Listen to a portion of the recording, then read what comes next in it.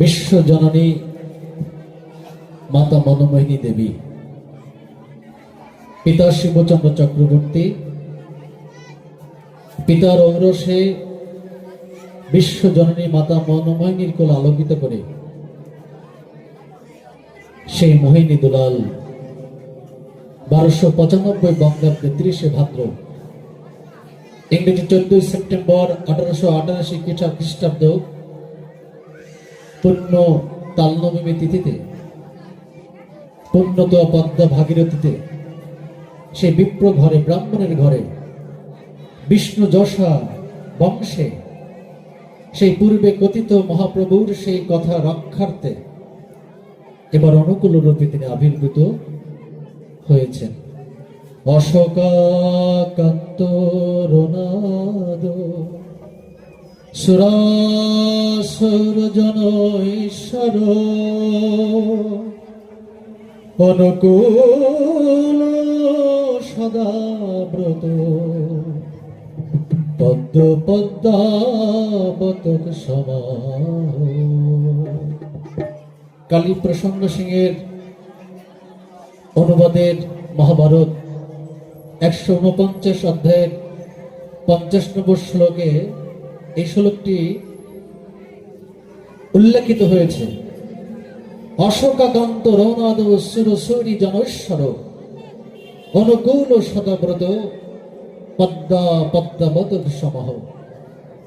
এই শ্লোকের ভাবার্থ, ভগবান যখন অনুকূল রূপে আবির্ভূত হবেন, মহাভারতের শ্লোক, ভগবান যখন অনুকূল অবতারে অবতীর্ণ হবেন তখন সুর অসুর দেবতা কিন্নর মুক্তিপ্রাপ্ত হবে। সুর অসুর দেবতা কিন্নর তারা মুক্তিপ্রাপ্ত হবে।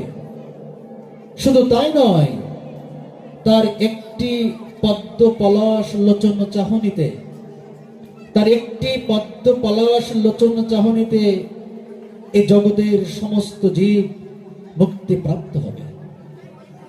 সেই মহাভারতের সেই অখণ্ড পরম সনাতনী সত্তার সেই ঐশী চেতনার সেই স্বরূপণী ব্যাখ্যা, ভগবান যখন অনুকূল অবতারে অবতীর্ণ হবেন তখন সুর অসুর দেবতা কিন্নর তারা মুক্তিপ্রাপ্ত হবে।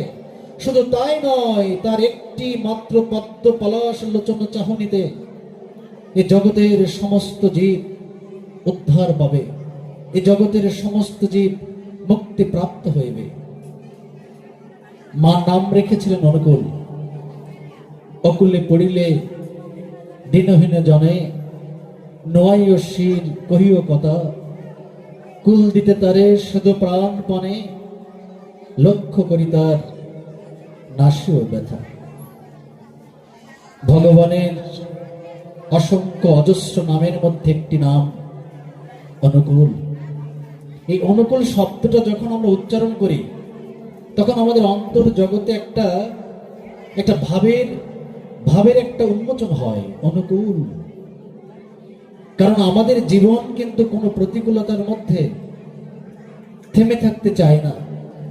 এই জীবন গতিশীল জীবন, এই জীবনের গতিময়তা বাধাশূন্যভাবে, বাধাহীনভাবে এগিয়ে যেতে চায় অনন্ত অসীমের পানে। আর এই অনন্ত অসীমের পানে ছুটে চলার প্রধান সহায়ক হচ্ছে অনুকূলে যাওয়া। এই জীবন নদের, এই জীবন নদীর, এই জীবনের স্রোতধারার অনুকূল স্রোতেই আমরা জীবনকে ভাসিয়ে নিয়ে যেতে চাই। যখন প্রতিকূলতা যখন আসে তখনই কিন্তু আমরা অনুকূল যুক্তি শ্রবণ করি যে কিভাবে আমরা এই প্রতিকূলতাকে কাটাতে পারি। কারণ এই প্রতিকূলতার মধ্যে কোনো শান্তি নেই, স্বস্তি নেই, সমৃদ্ধি নেই, তৃপ্তি নেই, আনন্দ নেই। আছে শুধু দুঃখ, কষ্ট, ব্যথা, বেদনা। আছে শুধু নিরাশা, হতাশা। এই প্রতিকূলতার মধ্যে জীবন যখন অতিবাহিত হয় তখন এই প্রতিকূল স্রোতে গা ভাসিয়ে যেতে যেতে যখন অনুকূল স্রোতটি লেগে যায় তখন জীব মনে হয় তার জীবনীয় রসতে খুঁজে পায়। তাই যুগে যুগে তিনি সেই জীবনের রস বা রসদ দেওয়ার জন্য জীবনের সেই লজিমা নিয়েই তিনি অবতীর্ণ হন, আবির্ভূত হন। হেরে জীব, তোর আর দুঃখ নেই, তোর আর ব্যথা নেই, তোর আর প্রতিকূলতার মধ্যে ওই প্রতিকূল স্রোতে গা ভাসিয়ে ভাসিয়ে দুঃখ, কষ্ট, ব্যথা, বেদনা, হতাশা, নিরাশার মধ্যে আর জীবন অতিবাহিত করতে হবে না। আমি এসেছি, আমি চলে এসেছি, আমি অনুকূল রূপে এসেছি। নে আমাকে তুলে নে। প্রতিটি মুহূর্তে, প্রতিটি প্রান্তরে, প্রতিটি ক্ষণে, প্রতিটি সত্তার সেই অন্তর নিহিত কন্দরে কন্দরে তিনি দুহাত বাহু তুলে তিনি সবাইকে উদ্যত আহ্বান করছেন। তোর আর চিন্তা নেই, তুই যত পাপ করে থাকিস, যত স্ত্রী হত্যা, ভ্রূণ হত্যা, গোহত্যা, যত পাপ করে থাকিস, সব পাপ তুই এবার আমার মাথায় চাপিয়ে দে। তুই এত পরিমাণ পাপ করতে পারিসনি যে সেই পাপ, সমস্ত পাপ আমার মাথার উপরে চাপিয়ে দিয়ে আমাকে ডোবাতে পারিস। এমন নিশ্চয়তার কথা, এমন নির্ভরতার কথা, এমন আস্থার কথা এই পৃথিবীর জগতে, এই বিশ্ব ব্রহ্মাণ্ডের জগতের কোন প্রিয় ব্যক্তি বলতে পারে? একটু ভেবে দেখুন তো, যিনি আমার জন্মে জন্মের সব পাপ তাপ নেওয়ার জন্য সেই 84 লক্ষ জনি পরিভ্রমণের সমস্ত অর্জিত কৃতকর্ম, সমস্ত পাপ তার মাথায় নেওয়ার জন্য তিনি করুণা করে, দয়া করে সে রক্ত মাংস সংকুল দেহে তিনি নররূপে আবির্ভূত হয়েছেন, আমার ঈশ্বর রূপে, স্বয়ং ঈশ্বরের প্রকটিত রূপ রূপে। এমন দয়াল, এমন করুণা ঘন, এমন প্রেমময় ঠাকুরকে যে পায়, আবার যে পেয়ে তাকে হারায়, যে তার সামনে দিয়ে যাচ্ছে ঠাকুর, তাকেও সে যদি বুঝতে না পারে, ধরতে না পারে, জানতে না পারে, তাকে আপন করে নিতে না পারে, তাহলে এই জীবের মুক্তি কে দিতে পারে? এই জীবের মুক্তি কিভাবে হতে পারে? ভগবান প্রতিনিয়ত প্রতিটা মুহূর্তে ভক্তের, মানুষের, জীবের, জীবাত্মার দ্বারে দ্বারে তিনি দুহাত বাহু তুলে এই জীবকে উদ্ধারের কথা শোনাচ্ছেন, উদ্ধার করার জন্য দুবাহু তুলে দিয়েছেন। আর আমি তাকে বারবার অ্যাভয়েড করছি, বারবার তাকে এড়িয়ে যাচ্ছি। এই এড়িয়ে যাওয়াটাই হচ্ছে আমার জীবনের সব থেকে বড় অজ্ঞতা, যত মূর্খতা। আমার এই জীবন, এই রক্ত মাংস সংকুল, এই অস্থি মজ্জা স্নায়ু রক্ত মাংস ত্বক, কাম ক্রোধ লোভ মোহ মদ মৎসর্য, কামনা বাসনা, প্রতিষ্ঠা, নাম যশ খ্যাতি, অহংকার, সবকিছুর মধ্যে থেকেই আমি সেই অমৃত তত্ত্ব থেকে নিজেকে বঞ্চিত করছি। তাই অখণ্ড জীবন দর্শন, সেই ঐশী পুরুষের অখণ্ড জীবন দর্শন বাণী, তার প্রত্যেকটি বাণী হচ্ছে তার জীবনের স্পর্শিত বাণী। তাই তিনি বলছেন, মাই লাইফ ইজ মাই মেটালাইজড ম্যাগাজিন। আমার জীবনই হচ্ছে আমার বাণীর বাস্তবায়িত রূপ। ঠাকুর অনুকূলচন্দ্র তিনি এবার মানুষের ভগবান হয়ে এসেছেন।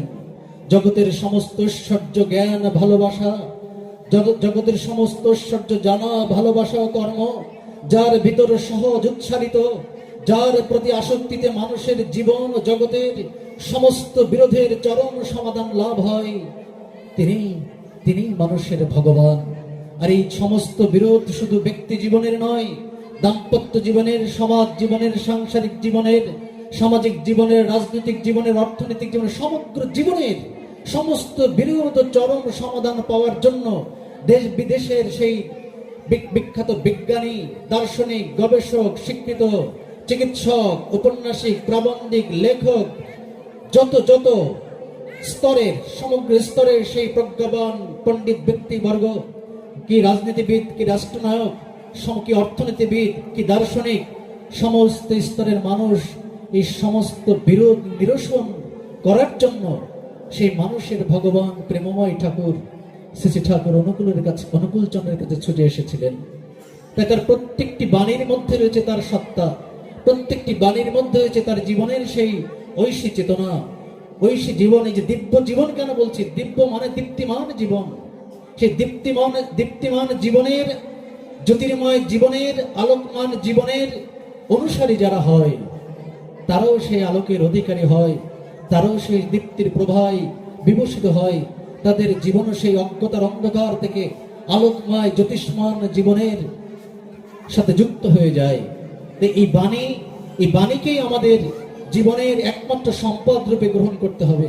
তিনি বলছেন, ঠাকুর বলছেন, আমার ভাবনা এমন, আমি না থাকলেও যেন মানুষ আমার সাথে কথা বলতে পারে। আমার ভাবনাটা এমন, আমি না থাকলেও যেন মানুষ আমার সাথে কথা বলতে পারে। আমার সবকিছুই ওই গদ্যে পদ্যে ছন্দে ছড়াই, রয়েছে। ঠাকুর অনুকূলচন্দ্র শতাধিক মৌলিক গ্রন্থ, সেই মৌলিক গ্রন্থের তিনি 10,392টি গদ্য ছন্দে বানিয়ে দিয়েছেন। ছন্দে ছড়াই ছোট ছোট বানিয়ে দিয়েছেন অনুস্মৃতি 7টি খণ্ডে। মানুষ আপন টাকা পর, যত পারিস মানুষ ধর, পিতাই শ্রদ্ধা মায়ে টান, সেই ছেলে হয় সাম্য প্রাণ, অন্য বাঁচায় নিজে তাকে, ধর্ম বলে জানিস তাকে, ধর্মে সবাই বাঁচে বাড়ে, সম্প্রদায়টা ধর্ম নারে, ধর্মে জীবনে দীপ্ত রয়, ধর্ম জানিস একই হয়। এরকম ছন্দে ছড়ায় বানিয়ে দিয়েছেন 8,829টি। ঠাকুর ইংরেজিতে বানিয়ে দিয়েছেন 2,467টি। মোট বাণীর সংখ্যা 21,688টি। এই বাণী হচ্ছে তার জীবন। এই বাণীর অধ্যয়ন, পঠন, পাঠন, মৌলিক গ্রন্থের, শতাধিক মৌলিক গ্রন্থের বিকৃতি বিধায়না, ধৃতি বিধায়না, নিষ্ঠা বিধায়না, শিক্ষা বিধায়না, কৃতি বিনয়না, আর্য প্রাতিমক্ষ, এরকম আদর্শ বিনয়ক, এরকম জাতিসূক্ত, শাশ্বতী, সম্বিতি, এরকম অসংখ্য আলোচনা প্রসঙ্গ 23 খণ্ড, দ্বিপ্রক্ষী 10ম খণ্ড, নানা প্রসঙ্গ, কথা প্রসঙ্গ, এরকম অসংখ্য গ্রন্থ রয়েছে আমাদের